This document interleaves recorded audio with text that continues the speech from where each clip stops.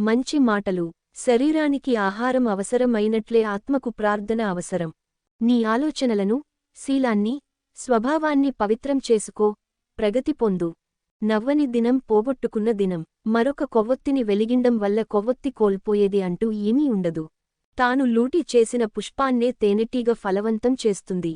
నిజమే ఎప్పుడూ బలమైన వాదన అవుతుంది. అందరిని సంతోషపరచాలని ప్రయత్నం చేసే మనిషి ప్రయత్నాలు వ్యర్థమైనవి. మీలోని మంచితనం మరింత మంచితనంగా, మరింత మంచితనం అతి మంచితనంగా మారనంత వరకు విశ్రమించండి.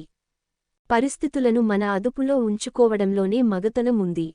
కావలసిన దానికన్నా ఎక్కువ తీసుకుని దాస్తే మనం దొంగలం. ఏ గొప్ప వ్యక్తి వ్యర్థంగా జీవించడు. ప్రపంచ చరిత్ర అంతా గొప్ప వ్యక్తుల జీవిత, ఆత్మ కథలే. థామస్ కార్లెల్. మనకు ఎదురయ్యే అవరోధాల వెనుక అనంతమైన విజయాలు దాగి ఉంటాయి. తన తోటివారికి ఎంతవరకు సహాయపడతాడో అంతవరకే మనిషి గొప్పవాడవుతాడు. అతి ఉత్తమమైన ఆదర్శాన్ని ఎన్నుకుని దానికి తగ్గట్టుగా జీవించండి. అజ్ఞానం అనేది అభివృద్ధికి, మార్పుకు ఎప్పుడూ అడ్డుగోడే. రహస్యమనేది మీలో మీరు దాచుకున్నంతసేపు అది మీకు బానిస. బయటకు వదిలారా, అది మీకు యజమాని.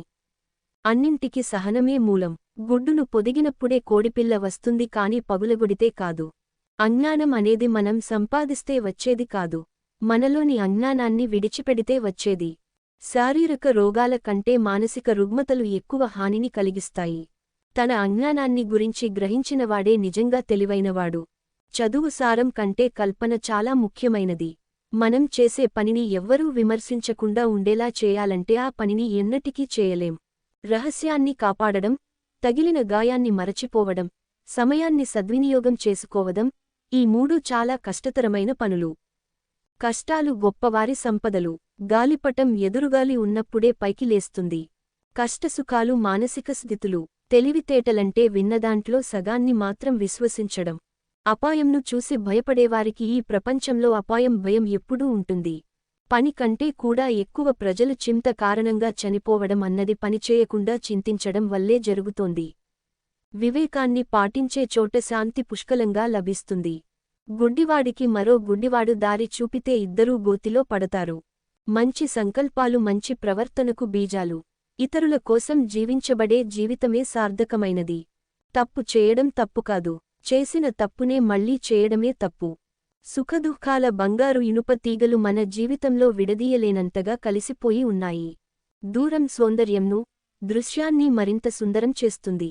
మనం ఎల్లప్పుడూ ఉపకారం చేసేవారిగా ఉండలేము. కాని ఉపకారం చేసే విధంగా మనం ఎల్లప్పుడూ మాట్లాడాలి. ఉపదేశం పూర్తి అయిన తరువాత మీ ప్రవర్తనను సూచించేదే మీ మతం. మంచి అలవాట్ల తరువాత మీరు మీ పిల్లలకు ఇవ్వగలిగినది మంచి జ్ఞాపకాలే. Sydney Harris. నీ ఆలోచనలను, శీలాన్ని, స్వభావాన్ని పవిత్రం చేసుకో, ప్రగతి పొందు. ఒకరు మరొకరికి జీవితాన్ని తక్కువ కష్టాలతో కూడిన దానిగా చేయడం కోసం కాకుండా మనం మరి దేనికోసం జీవించగలము? కావలసిన దానికంటే ఎక్కువ వివేకం కలిగి ఉండడం వివేకం అనిపించుకోదు. వంతెనలను కాకుండా గోడలను కట్టుకునేందువల్ల ఒంటరితనానికి ప్రజలు లోనవుతున్నారు. విద్య యొక్క అర్థం, పరమార్థం రెండూ వ్యక్తిని ఉత్తమమైన వానిగా రూపొందింపచేయడమే. మీరు మాట్లాడే విషయాన్ని గురించి ఆలోచించండి. అంతేకాని మీరు ఏమి ఆలోచించారో దాన్ని గురించి మాట్లాడకండి. ఒకే ఒక ముద్దొచ్చే బిడ్డ ఈ ప్రపంచంలో ఉంది.